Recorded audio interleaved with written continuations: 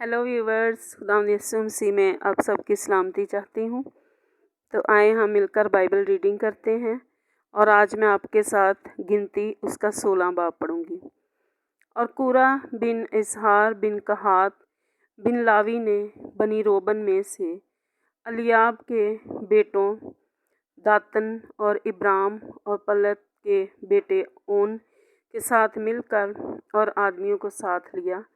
और वो बनी इसराइल में से 250 और अशकास जो जमायत के सरदार और चीदा और मशहूर आदमी थे मूसा के मुकाबला में आए और मूसा और हारून के खिलाफ इकट्ठे होकर उनसे कहने लगे, तुम्हारे तो बड़े दावे हो चले, क्योंकि जमायत का एक एक आदमी मुकद्दस है। सो तुम अपने आप को खुदावंद की जमायत से बड़ा क्यों ठहराते हो। मूसा ये सुनकर मुंह के बल गिरा। फिर उसने कूरा और उसके कुल फरीक से कहा कि कल सुबह खुदावंद दिखा देगा कि कौन उसका है और कौन मुकद्दस है, और वो उसी को अपने नज़दीक आने देगा, क्योंकि जिसे वो खुद चुनेगा उसे वो अपनी कुर्बत भी देगा। सो आए कूरा और उसके फरीक के लोगों, तुम यूं करो कि अपना अपना बखूर दान लो और उनमें आग भरो और खुदावंद के हजूर कल उनमें आग जलाओ। तब जिस शख्स को खुदावंद चुन लेगा वही मुकद्दस ठहरेगा। आए लावी के बेटों, बड़े बड़े दावे तो तुम्हारे हैं। फिर मूसा ने कूरा की तरफ मुखातब होकर कहा कि आए बनी लावी, सुनो, क्या ये तुमको छोटी बात दिखाई देती है कि इसराइल के खुदा ने तुमको बनी इसराइल की जमायत में से चुनकर अलग किया, ताकि वो तुमको अपनी कुर्बत बख्शे और तुम खुदावंद के मस्कन की खिदमत करो और जमायत के आगे खड़े होकर उसकी भी खिदमत बचा लो। और तुझे और तेरे भाइयों को जो बनी लावी हैं नज़दीक आने दिया। सो क्या तुम अब कहानत को भी चाहते हो? इसीलिए तो और तेरे फरीक के लोग और ये सब के सब खुदावंद के ख़िलाफ़ इकट्ठे हुए। और हारून कौन है जो तुम उसकी शिकायत करते हो? फिर मूसा ने दातन और इब्राम को, जो अलियाब के बेटे थे, बुलवा भेजा और उन्होंने कहा कि हम नहीं आते। क्या ये एक छोटी बात है कि तुम हमको एक ऐसे मुल्क से जिसमें दूध और शहद बहता है निकाल लाया है कि हमको बियाबान में हलाक करे, और उस पर भी ये तरह है कि अब तो सरदार बनकर हम पर हुकूमत जताता है। माँ सिवा इसके तूने हमको उसके मुल्क में भी नहीं पहुँचाया जहाँ दूध और शहद बहता है, और ना हमको खेतों और ताकस्तानों का वारिस बनाया। क्या तू इन लोगों की आंखें निकाल डालेगा? हम तो नहीं आने के। तब खुदावंद मूसा तैश में आकर खुदावंद से कहने लगा कि तू इनके हदिया की तरफ तवज्जो मत कर। मैंने उनसे एक गधा भी नहीं लिया और ना उनमें से किसी को कोई नुकसान पहुंचाया है। फिर मूसा ने कूरा से कहा कि कल तू अपने सारे फरीक के लोगों को लेकर खुदावंद के आगे हाजिर हो, तो भी हो और वो भी हो, तू भी हो और वो भी हो और हारून भी हो।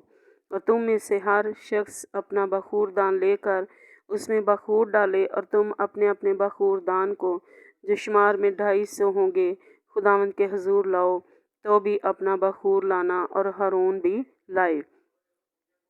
सो उन्होंने अपना अपना बखूर दान लेकर उनमें बखूर डाला और आग रख कर उस पर बखूर डाला। और खैमा इज्तिमा के दरवाज़ा पर मूसा और हारून आ खड़े हुए, और कूरा ने सारी जमायत को खैमा इज्तिमा के दरवाज़ा पर उनके खिलाफ जमा कर लिया। तब खुदावंद का जलाल सारी जमायत के सामने नुमाया हुआ, और खुदावंद ने मूसा और हारून से कहा कि तुम अपने आप को उस जमायत से बिल्कुल अलग कर लो, ताकि मैं इनको एक पल में भस्म कर दूं।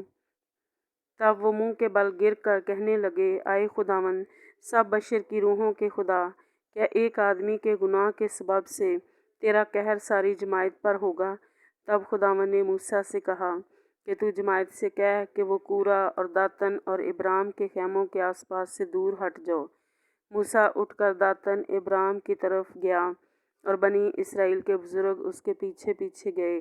और उसने जमायत से कहा कि इन शरीर आदमियों के खैमा से निकल जाओ, تا ना हो कि तुम भी उनके सब गुनाहों के सबब से नेस्त हो जाओ। सो वो लोग कूरा, दातन और इब्राम के खेमों के आसपास से दूर हट गए, और दातन और इब्राम अपनी बीवी और बेटों और बाल बच्चों समेत निकलकर अपने खेमों के दरवाज़ों पर खड़े हुए। तब मूसा ने कहा, इससे तुम जान लोगे कि खुदावंद ने मुझे भेजा है कि ये सब काम करूं, क्योंकि मैंने अपनी मर्ज़ी से कुछ नहीं किया। अगर ये आदमी वैसी ही मौत से मरे जो सब लोगों को आती है, या उन पर ऐसे ही हादसे गुजरें जो सब पर गुजरते हैं, तो मैं खुदावंद का भेजा हुआ नहीं हूँ। पर अगर खुदावंद अपना नया करिश्मा दिखाए और ज़मीन अपना मुंह खोल दे और उनको उनके घर बार समेत निगल जाए और ये जीते जी पाताल में समा जाएं, तो तुम जानना कि उन्होंने खुदावंद की तहकीर की है।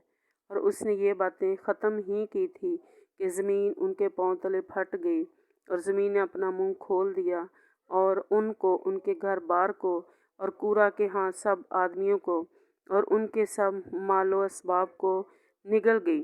सो वो और उनका सारा घर बार जीते जी पाताल में समा गए, और ज़मीन उनके ऊपर बराबर हो गई, और वो जमायत में से नाबूद हो गए। पाकलाम के पढ़े और सुने जाने पर खुदावंद की बरकत हो, आमीन। आए हम दुआ करें। आसमान और ज़मीन के खालिक और मालिक, हम इस खूबसूरत कलाम के लिए तेरा शुक्र, तेरी तारीफ़ करते हैं खुदावंद। खुदावंद, जो तूने इस कलाम में हमें सिखाया कि खुदावंद जो लोग तेरी तकफीर करते हैं, खुदावंद तेरे ख़िलाफ़ उठते हैं, तेरे कलाम के ख़िलाफ़ बोलते हैं, तो खुदावंद तू उनको सज़ा देता है।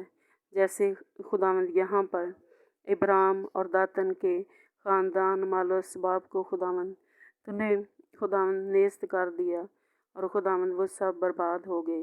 खुदावंद, हम तेरा शुक्र करते हैं कि तू अपने डर खौफ में हमें चलने का फ़ज़ल देता है। खुदावंद, जितनी ज़िंदगियों ने ये कलाम पढ़ा है और इस दुआ में शामिल है, खुदावंद मैं उनके लिए दुआ करती हूँ, उनके दिलों के अंदर अपना डर, अपना खौफ पैदा कर, और वो तेरे कलाम के मुताबिक अपनी ज़िंदगियाँ गुजारें, ता ना हो कि खुदावंद तेरा कहर इन पर टूट पड़े और खुदावंद ये लोग भी खुदावंद ऐसे ही हाल को पहुँचें। खुदावंद तू सबको बचाना चाहता है खुदावंद, इसीलिए तो अपने लोगों से कलाम करता है। खुदावंद इस कलाम पर इन सबों को अमल करने का बड़ा भारी फजल अता कर, यीशु मसीह के नाम में, आमीन।